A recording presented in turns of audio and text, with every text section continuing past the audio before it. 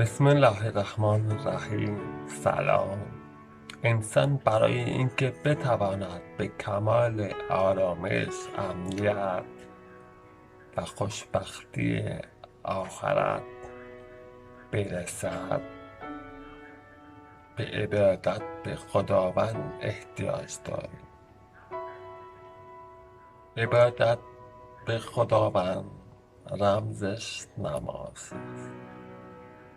نماز یعنی تشکیل پرونده. اگر پرونده نداری، هر چی کار خوبی که انجام دادی در پرونده ثبت نمیشه.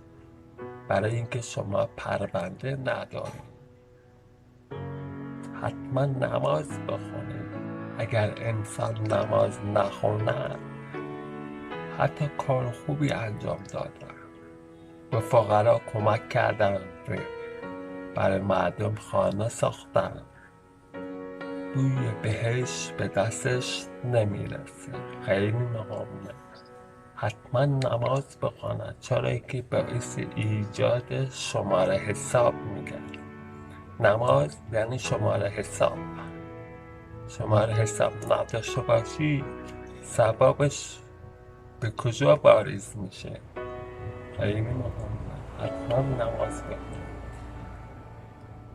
ارتباط انسان با خداوند منان نماز است.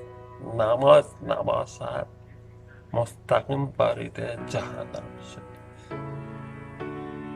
در قرآن آمده سوره مدثر آیه 42 و 43. بریم ببینید چی نوشته. چرا افتادی توی جهنم؟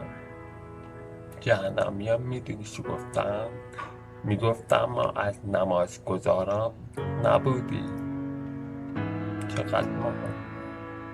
در جهنم پر از فاضلات، بدبختی، گرفتاری، گرما، سرما، خسته میشه آدم. هیچ خوشبختی در جهنم وجود نداره. هیچ خوشبختی.